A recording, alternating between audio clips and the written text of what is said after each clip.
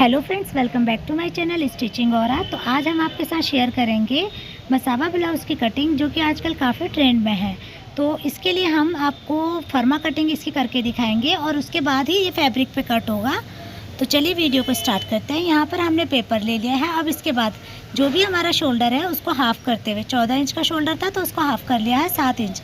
अब यहाँ पर 3.25 इंच हम नेक की विड्थ लेंगे और ये निशान लगाने के बाद 1 इंच हमें शोल्डर की तरफ से डाउन जाना होता है। ठीक है, तो नेक विड्थ से लेके हमने यहाँ पर शोल्डर डाउन का एक निशान लगा लेना है क्रॉस। तो यहाँ से फ्रेंड अब हमने आर्म होल पे निशान लगाना है। तो आर्म होल का जो निशान रहेगा, अभी हम यहाँ पे 7 इंच ले रहे हैं, क्योंकि जो हमारा नेक है ना, सॉरी, जो हमारा शोल्डर है वो पूरा है, तो इसलिए यहाँ पर हम 7 इंच लेंगे और बाद में हम मेज़रमेंट करेंगे आर्म होल की गोलाई, तो कम ज़्यादा आप कर सकते हैं। तो यहाँ पर हमने बस्ट पॉइंट का निशान लगा लिया और अब टोटल लेंथ जो हमें ब्लाउज़ की लेनी है वो लगा लिया। तो 15 इंच मैंने टोटल लेंथ ली है ब्लाउज़ की और 10.5 इंच पे बस्ट पॉइंट लिया है। तो ये मेज़रमेंट मैंने लेके रखा हुआ था पहले से, तो आप भी जो मेज़रमेंट हो उसी के अकॉर्डिंग आप इसे लगाएं। तो ये हो गया। अब फ्रेंड, ये हमने जो बैक नेक है ना वो फुल लिया है, यानी कि यहाँ पर हमने बैक नेक अगर डीप बनाना है तो शोल्डर माइनस होगा, अगर नहीं बनाना तो नहीं होगा। तो यहाँ पे 1/2 इंच मैंने शोल्डर माइनस किया है और यहाँ पे हमारा डीप नेक नहीं है और यहाँ नीचे आते हुए 1/2 इंच और, यानी कि फ्रंट क्रॉस। तो फ्रंट क्रॉस का मेज़रमेंट आप अपने अकॉर्डिंग लेके रखें, जो भी आपका बनता है।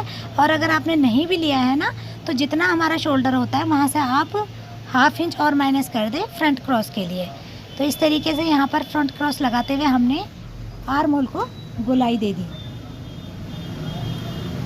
तो ये हमारा गोलाई लग के रेडी है। अब हम यहाँ पर जो भी हमने रेडी शोल्डर रखना है, तो 2 इंच का मैं यहाँ पे रेडी शोल्डर रखूँगी और ये मेरा फिक्स फर्मा है।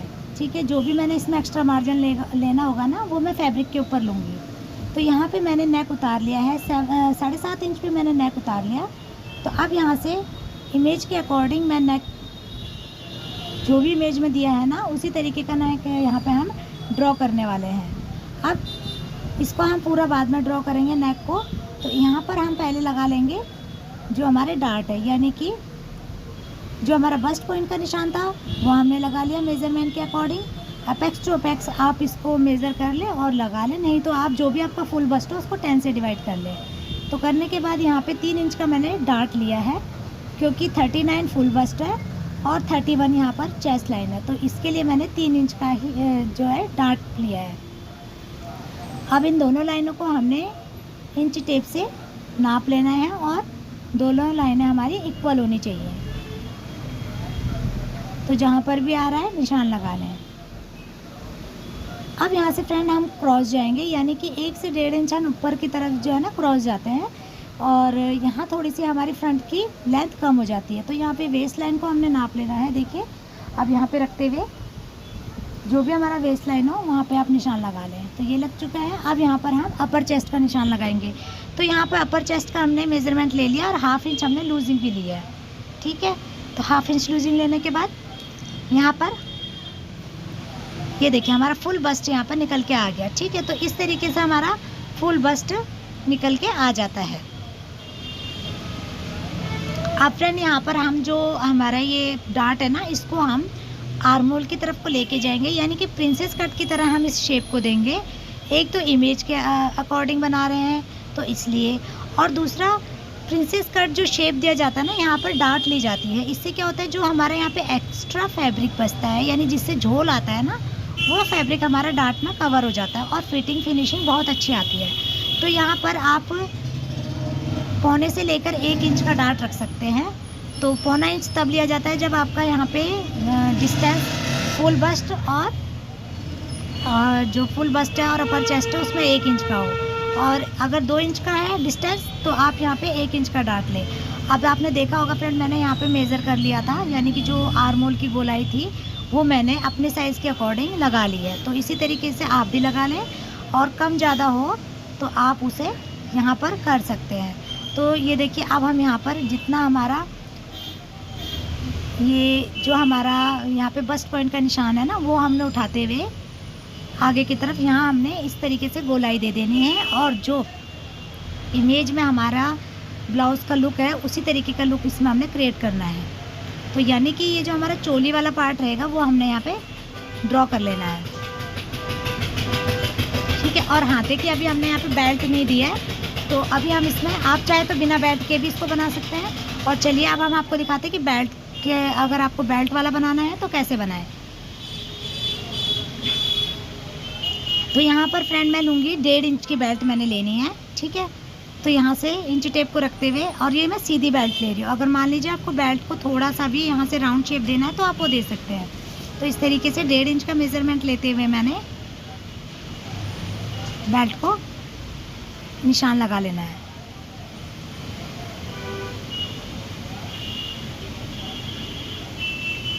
तो ये लग गया। अब हमने यहाँ पे जो भी हमारा नेक है ना, उस नेक को भी ड्रॉ कर लेना है।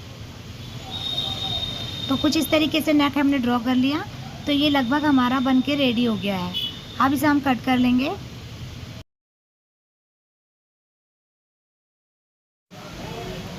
तो ये देखिए ये हमारा इस तरीके से कट के रेडी हो गया है, ठीक है।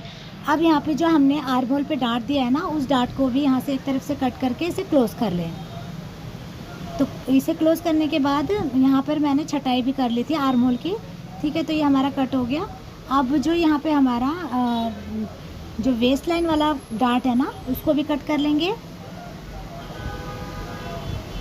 और इसको कट करने के बाद बेल्ट वाले पार्ट को भी हमने कट कर लेना है।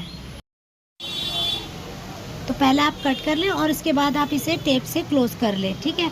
और क्लोज़ करने के बाद आप इसे शेप के अकॉर्डिंग कट कर लें। और मान लीजिए थोड़ा बहुत भी शेप इधर उधर है तो आप इसको कटिंग के समय पे फिनिशिंग के साथ कट कर लें, ठीक है।